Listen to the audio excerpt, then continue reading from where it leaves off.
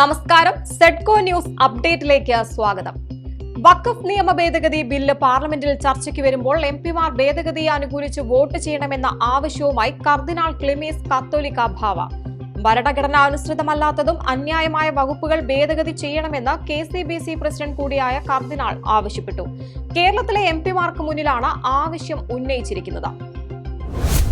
Operation D ഹണ്ടിന്റെ ഭാഗമായി March 28-ന് സംസ്ഥാന വ്യാപകമായി നടത്തിയ സ്പെഷ്യൽ ഡ്രൈവിൽ മയക്കുമരുന്ന് വിൽപ്പനയിൽ ഏർപ്പെടുന്നതായി സംശയിക്കുന്ന 2128 പേരെ പരിശോധനയ്ക്ക് വിധേയമാക്കി. വിവിധ തരത്തിലുള്ള നിരോധിത മയക്കുമരുന്ന് കൈവശം വെച്ചതിന് 117 കേസുകൾ രജിസ്റ്റർ ചെയ്തു. 128 പേരാണ് അറസ്റ്റിലായത്. കോൺഗ്രസ് നേതാവും വയനാട് എംപിയുമായ പ്രിയങ്ക ഗാന്ധി പാണക്കാട് വീട്ടിലെത്തി. മുസ്ലിം ലീഗ് സംസ്ഥാന അധ്യക്ഷൻ സാദിഖ് അലി ശിഹാബ് തങ്ങളുടെ വീട്ടിലെ ഇഫ്താറിൽ പങ്കെടുക്കാനായിരുന്നു ഇവർ എത്തിയത്. മുന്നണിയിൽ കോൺഗ്രസ് നേതൃത്വത്തിൽ നിന്ന് മതിയായ പരിഗണന ലഭിക്കുന്നില്ലെന്നുമുള്ള ലീഗ് നേതൃത്വത്തിന്റെ പരിഭവത്തിന്റെ കൂടി പശ്ചാത്തലത്തിലാണ് പ്രിയങ്ക ഗാന്ധി ഇവിടെ എത്തിയത്. വയനാട്ടിലെ മുണ്ടക്കൈ ചൂരൽമല ദുരിതബാധിതർക്ക് Lulu group chairman MA Yusuff Ali 50 വീടുകൾ നൽകും. മുഖ്യമന്ത്രി പിണറായി വിജയനെയാണ് ഇദ്ദേഹം ഇക്കാര്യം അറിയിച്ചത്. വീട് നിർമ്മാണം കൊണ്ട് മാത്രം പുനരധിവാസം അവസാനിക്കില്ലെന്നും ചരിത്രത്തിൽ രേഖപ്പെടുത്തുന്ന വിധത്തിൽ പദ്ധതി പൂർത്തീകരിക്കുമെന്നും മുഖ്യമന്ത്രി പറഞ്ഞു. മേപ്പാടിയിൽ പുനരധിവാസ പദ്ധതിയുടെ പ്രതീകാത്മക തറക്കല്ലിടൽ ചടങ്ങ് ഉദ്ഘാടനം ചെയ്ത ശേഷമാണ് കേന്ദ്ര സർക്കാരിനെ വിമർശിച്ചുകൊണ്ടുള്ള മുഖ്യമന്ത്രിയുടെ പ്രസംഗം. മോഹൻലാൽ പൃഥ്വിരാജ് കൂട്ടുകെട്ടിൽ ഒരുങ്ങിയ എമ്പുരാന് നിർമ്മാതാക്കളുടെ കട്ട്. 17 രംഗങ്ങൾ ഒഴിവാക്കിയും ചില പരാമർശങ്ങൾ മ്യൂട്ട് ചെയ്തും സെൻസർ ചെയ്ത ചിത്രം ബുധനാഴ്ചയോടെ തിയേറ്ററുകളിൽ എത്തും. ചിത്രത്തിലെ പ്രധാന വില്ലന്റെ പേരിലും മാറ്റം വരുത്തും. വ്യാപക പ്രതിഷേധത്തെ തുടർന്ന് ചിത്രത്തിന്റെ നിർമ്മാതാക്കൾ തന്നെയാണ് മാറ്റം ആവശ്യപ്പെട്ടത്. അതേസമയം കേരളത്തെ അപകീർത്തിപ്പെടുത്തും വിധം അവതരിപ്പിക്കപ്പെട്ട ദി കേരള സ്റ്റോറിക്ക് ഇല്ലാത്ത സെൻസർ ബോർഡ് കട്ട് എമ്പുരാൻ എന്തിനാണെന്ന് മന്ത്രി V ശിവൻകുട്ടി ചോദിച്ചു. ഗുജറാത്ത് കലാപവും ഗോദ്ര സംഭവവും ഒക്കെ ഇന്ത്യൻ ചരിത്രത്തിന്റെ ഭാഗമാണ്. അത് ഏത് തുണി കൊണ്ട് മറച്ചാലും ഏത് കത്രിക കൊണ്ട് മുറിച്ചാലും തലമുറകൾ കാണുകയും അറിയുകയും ചെയ്യുമെന്നും അദ്ദേഹം വ്യക്തമാക്കി. നവീൻ ബാബുവിന്റെ മരണവുമായി ബന്ധപ്പെട്ട പ്രത്യേക അന്വേഷണ സംഘത്തിന്റെ കുറ്റപത്രത്തിൽ തൃപ്തിയില്ലെന്ന് കുടുംബം. നവീൻ ബാബുവിന്റെ സഹോദരനും ഭാര്യയും വീട്ടിൽ വിളിച്ചു ചേർത്ത വാർത്താ സമ്മേളനത്തിലാണ് പ്രതികരണം അറിയിച്ചത്.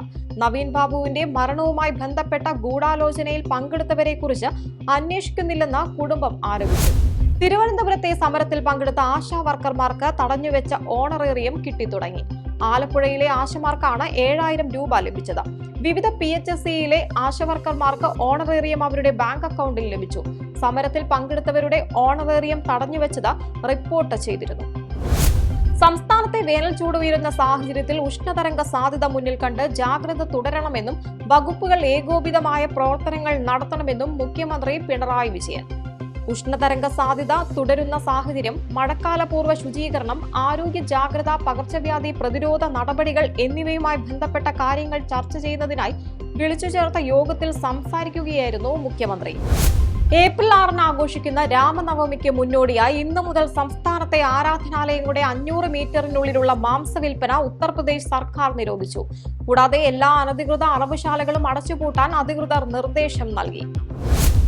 മ്യാൻമറിലും തായ്ലൻഡിലും കനത്ത നാശം വിതച്ച ശക്തമായ ഭൂകമ്പത്തിൽ മരണസംഖ്യ ഉയരുന്നു. മ്യാൻമറിൽ മരണസംഖ്യ 1600 കവിഞ്ഞതായി മ്യാൻമറിലെ സൈനിക ഭരണകൂടം പ്രസ്താവനയിൽ അറിയിച്ചു.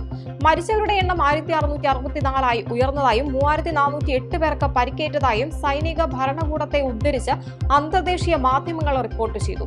അതേസമയം 10,000-ലേറെ പേർ മരിച്ചിട്ടുണ്ടാകുമെന്നാണ് US ജിയോളജിക്കൽ സർവേയുടെ നിഗമനം.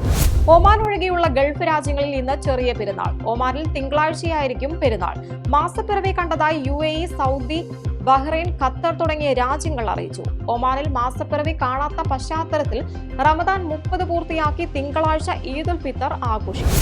ഇന്ത്യൻ സൂപ്പർ ലീഗിൽ മുംബൈ ഇന്ത്യൻസിനെ ഏകപക്ഷീയമായ 5 ഗോളുകൾക്ക് തകർത്ത ബംഗളൂരു FC സെമി ഫൈനലിൽ. സെമിയിൽ FC ഗോവയുമായാണ് ബാംഗ്ലൂരിന് ഏറ്റുമുട്ടേണ്ടത്.